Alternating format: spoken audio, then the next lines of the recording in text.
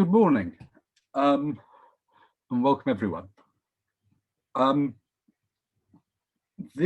Today, the reading is from Mark chapter 9,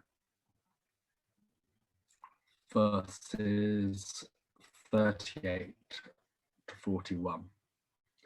And it's very short, and it goes like this. "Teacher," said John, "we saw a man driving out demons in your name, and we told him to stop, because he was not one of us." "Do not stop him," Jesus said. "No one who does a miracle in my name can, in the next moment, say anything bad about me. For whoever is not against us is for us. I tell you the truth. Anyone who gives you a cup of water in my name, because you belong to Christ, will certainly not lose his reward." And I like this passage.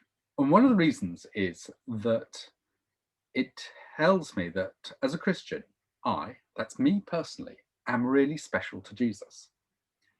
If someone even gives me a cup of water because I'm a Christian, they will be rewarded by Jesus himself.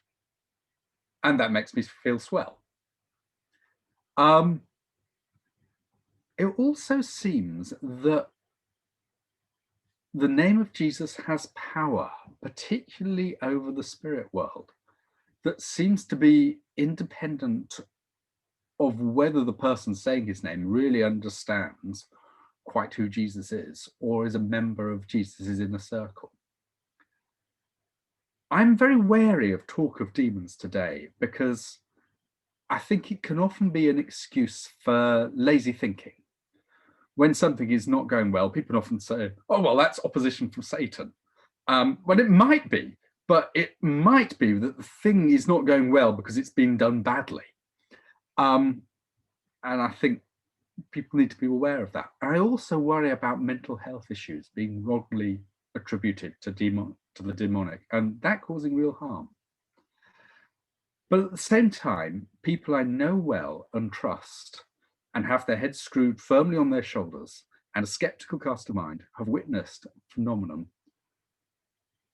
like the sort of thing that is described in the Gospels here as demon possession.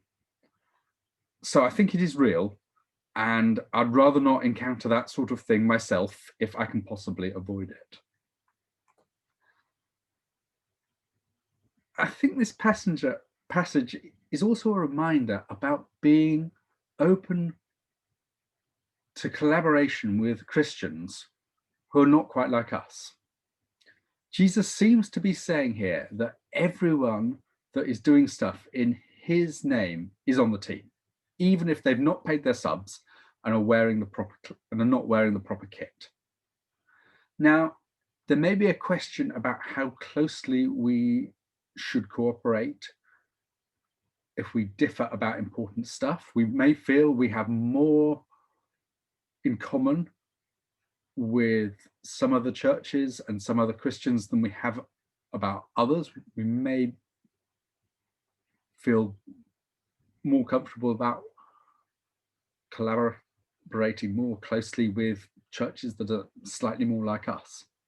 But it seems if they are doing things in the name of Jesus, then we should be working with them. There is a big but to this, and it comes from another gospel. From Luke in 11:23, there is a passage where Jesus seems to be saying the exact opposite. He says in that verse, "He who is not with me is against me, and he who does not gather with me scatters." And putting both those together, it seems to me that we should cooperate with others who recognize who Jesus is. But there are limits, and we do live in a world where there is a sharp divide between the followers of Jesus and those who are not. And we're on different trains to different destinations, and that means there's a limit to how much we can cooperate with people who aren't following Jesus at all. Even so, I like the rather optimistic note that Jesus strikes here. He's emphasizing the positive, that there are people doing stuff in his name, and we should be glad about that, rather than the negative, that these people are not part of the discipleship group actually following him, so probably have some funny ideas and we need to be wary. It's a sort of open and a positive thing, and I think it would be good to copy that open and optimistic mindset. So ask yourself today, is there anyone outside our church, but who recognizes that Jesus is Lord, who you come across in your life and you should be working closer with? And that's all I have for you today.